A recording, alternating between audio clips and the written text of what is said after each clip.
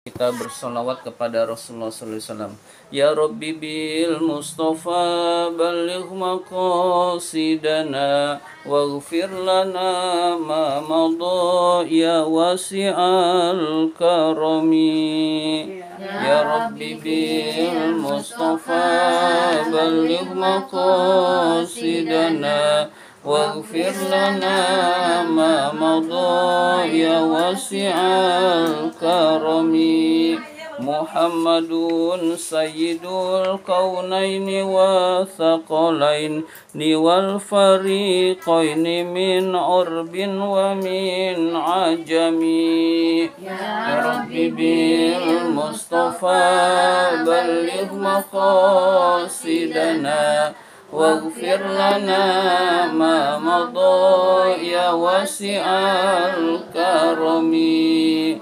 Huwal habibul ladzi turja syafa'atuhu likulli haulim minal ahwali muqtahimi. Rabbi bil Mustafa balligh maqasidana waghfir lana ma madha ya wasi'al karami. Mari kita lanjutkan taklim kita, pembahasan kitab Kifayatul Atqiya. Sekarang halaman 26. Halaman 26 paling atas. Jadi baris pertama. Halaman 26. Bismillahirrahmanirrahim. An-ni'matu wal baliyatu wat ta'atu wal ma'siyatu. An-nikmatu kenikmatan. Jadi manusia itu isi waktunya pertama dengan kenikmatan. Kalau bukan kenikmatan, wal baliyatu bencana. Jadi ada orang yang dapat nikmat, ada orang yang dapat bencana. Wa ta'atu ketaatan. Jadi ada orang yang mengisi waktu dengan ketaatan. Wal maksiyatu dan bermaksiat pada Allah. Jadi orang itu dalam waktunya kalau nggak dia taat pasti lagi maksiat. Nggak mungkin orang itu saya nggak taat, saya nggak maksiat, itu nggak mungkin. Saya nggak dapat nikmat, saya nggak dapat bencana, itu nggak mungkin. Jadi isi waktu seseorang itu 4 hal ini. Kenikmatan, bencana, taat, dan bermaksiat. Jadi antara 4 hal ini isi waktu manusia. Jadi nikmat, bencana, taat, dan maksiat antara 4 hal ini. Walillahi dan Allah memiliki. Walillahi ta'ala dan Allah memiliki. Alaika atas kamu. Fi kulli waktin pada setiap waktu. Minha dari keempat hal tersebut. Jadi Allah memiliki hak, wajib bagi kamu melaksanakannya pada setiap waktu. Minha dari kenikmatan, dari bencana, dari taat, dan dari maksiat. Sahmun bagian. Minal ubudiyati dari beribadah kepada Allah. Yaqtadihil haqqu yang ditetapkan oleh Allah yang maha hak. Oleh al-haqqu itu maksudnya Allah yang maha hak. Minka dari kamu bihukmir rububiyati dengan hukum rububiyah, dengan hukum ketuhanan Allah. Jadi Allah itu Tuhan, wajib disembah. Allah memiliki hak atas manusia. Ketika manusia itu diberi nikmat, Allah punya hak. Ketika manusia itu sedang diberi bencana, Allah punya hak yang harus dilakukan oleh manusia. Ketika manusia itu diberi ketaatan, Allah punya hak yang harus dilakukan oleh manusia. Dan juga begitu juga terakhir, ketika manusia itu bermaksiat, Allah punya hak apa yang harus dilakukan oleh manusia ketika bermaksiat. Nah, itu kurang lebih seperti itu. Karena Allah adalah punya sifat rububiyah, yaitu ketuhanan yang wajib disembah oleh seluruh manusia. Selanjutnya, faman kana waqtuhu, barang siapa yang waktunya atau berisi ketaatan. Jadi barang siapa yang waktunya berisi ketaatan, kita rajin ibadah, kita rajin sholat, rajin puasa, rajin mengaji, diisi ketaatan oleh kita. Fasabiluhu, maka jalannya adalah, maka yang harus dilakukan oleh orang itu adalah syuhudul minnati, menyaksikan anugerah ini minallahi ta'ala, dari Allah ta'ala. Jadi harus menyadari bahwa ketaatan itu adalah anugerah dari Allah, bukan menganggap dirinya hebat. Wah, saya udah hebat nih, udah taat pada Allah, lihat yang lain pada nggak sholat, saya sholat sendirian. Kemudian kita baca Quran bagus, orang lain pada nggak bisa baca Quran, kita merasa hebat, rutin baca Quran, bacaannya bagus, lalu merasa hebat, maka dia tidak melaksanakan hak Allah. Jadi melaksanakan hak Allah adalah menyadari bahwa ini adalah pemberian Allah. Syuhudul minnah, menyaksikan anugerah ini minallahi ta'ala, dari Allah ta'ala. Jadi anugerah ini dari Allah, kita bisa taat, dianugerahkan taat oleh Allah. Kita bisa melaksanakan kebaikan-kebaikan, dianugerahkan oleh Allah subhanahu wa ta'ala. Nah, merasa anugerah Allah itu harus ada pada diri kita. Jadi kalau kita tidak merasa ini anugerah Allah, suatu saat dicabut, kita jadi orang yang bermaksiat, naudzubillah. Kita bisa sholat dengan tekun, merasa dirinya hebat, lalu Allah cabut rasa tekun sholat kita, menjadi orang yang malas sholat. Itu sangat mudah. Jadi kita harus syuhudul minnah, menyaksikan anugerah ini adalah dari Allah Ta'ala. Wa alaihi, atas orang tersebut. Jadi atas orang tersebut anugerah itu. Anhadahu laha, Allah telah menghidayahkan kepadanya laha, ketaatan. Wa waffaqahu, dan Allah telah memberikan taufik pada orang itu lil qiyami biha, melaksanakan ketaatan. Jadi Allah kasih hidayah, lalu Allah kasih taufik sehingga orang tersebut bisa melaksanakan taat. Ada orang yang diberi hidayah saja, taufiknya enggak. Dia tahu kebenaran, ini benar, ini benar, di benar, melaksanakannya nggak bisa. Nah, itu berarti tidak diberi taufik oleh Allah Subhanahu wa ta'ala. Jadi kita hendaklah minta hidayah dan taufik. Hidayah itu tahu jalan-jalan kebenaran. Taufik itu kemampuan untuk melaksanakan kebenaran. Itu diberi taufik oleh Allah Subhanahu wa ta'ala. Ya, jadi ketika kita dalam posisi taat, kita harus menyadari ini anugerah Allah. Nggak boleh kita menyombongkan diri, nggak boleh kita meremehkan orang lain, tetapi ini anugerah Allah. Allah memberikan kepada kita sehingga kita bersyukur kepada Allah atas nikmat kenikmatan. Waman kana waqtuhu al maksiyata, waman barang siapa kana waqtuhu, waktu orang tersebut adalah al maksiyata, kemaksiatan.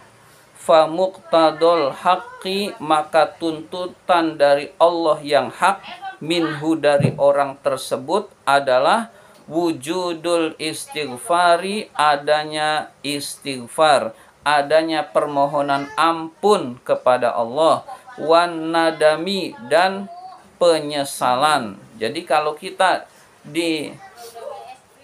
kita diuji oleh kemaksiatan, kita lagi terjebak dalam kemaksiatan, maka langkah yang harus kita lakukan adalah bukan menganggap, oh maksiat ini dari Allah. Bukan, nggak boleh kita seperti itu. Maksiat itu salah manusia, diberi pilihan yang baik dan yang buruk, milih yang buruk. Nah, itu kalau kita dalam posisi maksiat, bukan dalam posisi maksiat, saya maksiat ini takdir dari Allah. Nah, itu nggak boleh, nggak benar. Yang benar adalah merasa menyesal lalu bertaubat kepada Allah, merasa menyesal lalu istighfar kepada Allah. Nah, jadi menyikapi kemaksiatan yang dilakukan dengan istighfar, dengan mohon ampun kepada Allah, disertai penyesalan. Jadi disertai penyesalan.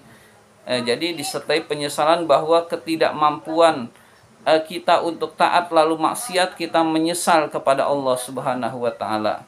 Nah, itu sikap-sikap yang harus kita lakukan. Waman kana waktuhu, barang siapa yang waktunya adalah an-ni'mata, mendapatkan kenikmatan, fasabiluhu, maka jalannya adalah, yang harus dilakukan oleh orang itu adalah asyukru, bersyukur kepada Allah. Jadi diberi nikmat, bersyukur. Jadi kita harus bersyukur terhadap nikmat Allah. Nikmat Allah itu sangat banyak. Kalau kita mau menghitung, tidak akan mungkin untuk menghitung nikmat Allah yang sangat banyak yang diberikan kepada kita. Kita ambil salah satu contoh nikmat kesehatan. Berapa banyak orang-orang, saudara-saudara kita yang berada di rumah sakit sedang membeli kesehatan. Dia dirawat di rumah sakit, lalu membayar setiap hari itu bisa 1 juta, bisa 2 juta. Ongkos keluar begitu saja untuk membeli yang namanya kesehatan. Meskipun orang itu dapat BPJS, tetap saja banyak yang perlu dikeluarkan meskipun ada asuransi maupun BPJS. Atau BPJS itu bagian dari biaya untuk membeli kesehatan. Berarti orang yang diberikan kesehatan oleh Allah sebenarnya sedang diberikan jutaan, miliaran, atau bahkan triliunan nikmat yang bernama kesehatan. Salah satu anggota tubuh sakit butuh biaya yang banyak untuk mengeluarkannya. Nah, jadi nikmat Allah itu sangat banyak. Kalau kita bahas kesehatan saja kita sudah sangat banyak. Belum lagi nikmat-nikmat yang lain yang diberikan oleh Allah. Maka hendaklah kita bersyukur terhadap kenikmatan yang diberikan oleh Allah kepada kita. Wahwa, syukur adalah farahul qalbi, kegembiraan hati, billahi, kepada Allah. Jadi yaitu kegembiraan hati kepada Allah. Jadi kita ini gembira, kita ini senang diberi nikmat, bersyukur kepada Allah. Kalau kita banyak mengeluh padahal nikmat sudah banyak, itu tandanya tidak bersyukur. Selalu mengeluh, maka itu adalah hal yang tidak baik. Maka hendaklah kita merasa gembira terhadap anugerah yang saat ini diberikan kepada Allah.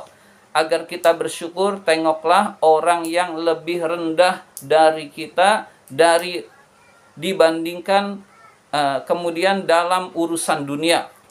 Kita merasa nggak punya duit, orang yang lebih nggak punya duit dari kita banyak. Kita merasa kurang sehat, orang yang sakitnya lebih parah dari kita banyak. Jadi kita merasa nggak punya kendaraan, orang yang kakinya lumpuh bukan hanya kendaraan sangat banyak. Nah, sehingga kita banyak bersyukur kepada Allah Subhanahu wa taala. Kalau urusan dunia kita lihatnya ke bawah. Orang-orang yang lebih menderita dari kita banyak, sehingga kita bersyukur kepada Allah Subhanahu wa taala. Wa man kana waqtuhu, barang siapa yang waktunya, ini terakhir, al-baliyata, adalah musibah. Jadi diberi musibah, fasabiluhu, maka jalannya adalah, yang harus dilakukan oleh orang tersebut adalah ar-ridho, ridho terhadap ketetapan Allah. Ar-ridho, ridho, rela, ikhlas menerima, bil qadai, terhadap ketetapan Allah. Jadi ridho terhadap ketetapan Allah, ikhlas menjalani ketetapan Allah.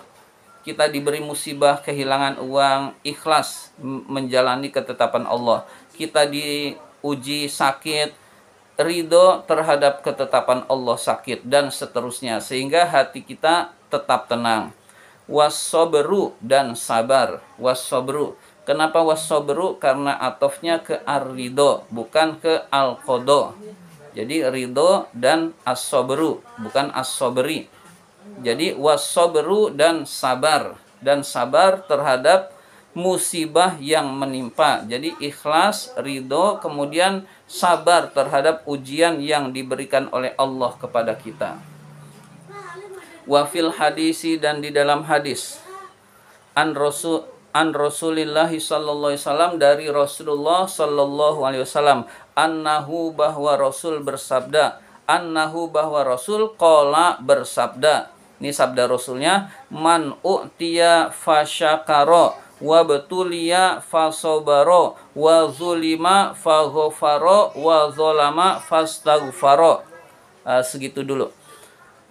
Rasul bersabda, man u'tiya fasyakaro, barang siapa yang diberi nikmat lalu dia bersyukur, wa betulia, dan diberi musibah, fasobaro, dia bersabar, wa zulima, dizolimi, faghofaro, lalu dia mengampuni, wa zolama, lalu dia berbuat zolim, fastaghfaro, lalu memohon ampun dan memohon maaf, mohon ampun kepada Allah dan mohon maaf kepada yang bersangkutan. Jadi barang siapa yang diberi nikmat lalu bersyukur, diberi ujian musibah dia bersabar, dizolimi oleh orang dia memaafkan orang. Ketika dia berbuat zolim lalu mohon ampun kepada Allah, minta maaf kepada orang yang bersangkutan. Summa sakata Rasulullah sallallahu alaihi wasallam. Kemudian Rasulullah SAW diam sejenak. Jadi sakata artinya diam. Kemudian habis bersabda itu Rasul diam sejenak. Artinya belum ada lanjutannya. Faqalu, para sahabat bertanya, madzalahu ya Rasulullah, apa yang didapat untuk orang tersebut ya Rasulullah.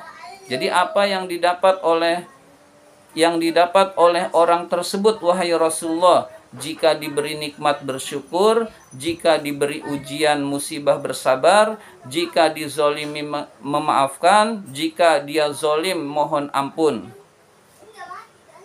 Maka Rasul menjawab, faqala, Rasul bersabda, lahumul amnu, mereka akan mendapatkan keamanan dari Allah. Wahum muhtadun, dan mereka akan mendapat petunjuk. Apa maksudnya? Dijelaskan. Yaitu lahumul amnu fil akhirah, dia akan mendapatkan keamanan di akhirat. Artinya di akhirat itu dia akan masuk surganya Allah, aman dari siksanya Allah, aman dari siksa neraka Allah. Itu yang disebut dengan lahumul amnu, mendapatkan keamanan di akhirat. Artinya jauh dari siksa Allah. Insya Allah di dunianya juga diberi keamanan oleh Allah. Wahum, dan mereka muhtadun, mendapat petunjuk fid dunya, di dunia. Jadi di dunia diberikan petunjuk oleh Allah. Tahu apa yang harus dilakukan. Tahu yang terbaik dan dia melakukan yang terbaik di dalam kehidupan dunia. Maka syaratnya itu tadi, keempat tadi kita laksanakan, maka di akhirat kita selamat dari siksa Allah, di dunia diberi petunjuk oleh Allah. Diberi petunjuk itu bukan cuma urusan akhirat, kita rajin sholat, kita tekun mengaji, bukan, tetapi kita tahu apa yang harus dilakukan. Jadi orang itu kan kadang-kadang nggak tahu apa yang harus dilakukan. Maka orang yang melakukan seperti ini diberi petunjuk oleh Allah sehingga tahu apa yang terbaik yang harus dilakukan di dalam waktu tersebut. Demikian pembahasan kitab Kifayatul Atqiya kali ini. Marilah kita tutup dengan hamdalah terlebih dahulu. Alhamdulillahirabbil alamin.